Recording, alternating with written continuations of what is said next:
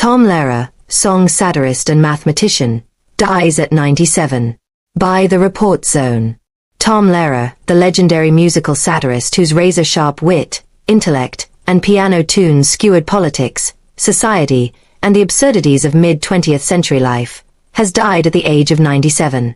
Lehrer, who was also a gifted mathematician and academic, built a cult following in the 1950s and 60s with a string of satirical songs that remain iconic decades later.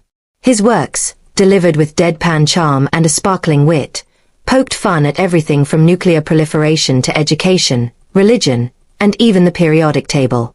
A brilliant mind with a satirical pen.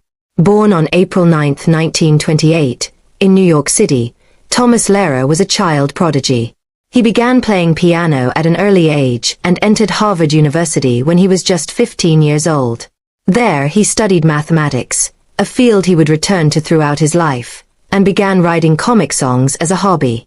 In 1953, Lehrer self-released his debut album, Songs by Tom Lehrer, recorded for just $15. Despite its shoestring budget, the record became a word-of-mouth sensation, passed hand-to-hand among college students, scientists, and those craving a more irreverent form of commentary than was available in the mainstream.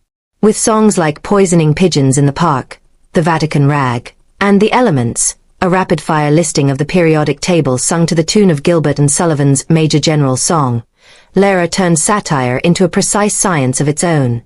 An unexpected career in academia and government. Despite his fame as a performer, Lehrer never left academia behind. He taught mathematics at Harvard, MIT, and the University of California, Santa Cruz, where he eventually settled. During the Cold War, he worked for the U.S. Department of Defense and the NSA, an ironic twist, considering his biting musical critiques of government and military excess.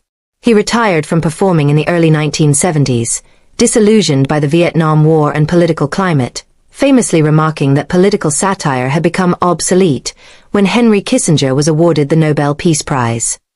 A legacy of sharp humor and lasting influence.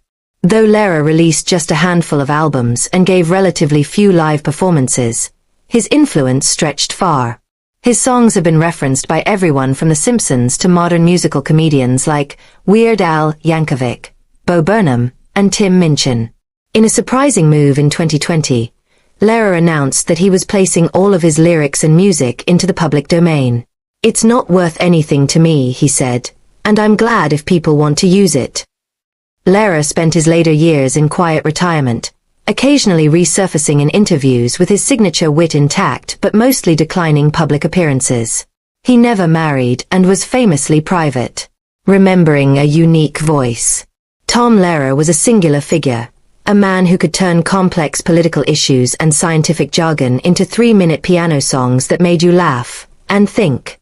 His blend of cynicism, intelligence, and melody remains unmatched, and his passing marks the end of a chapter in American satire.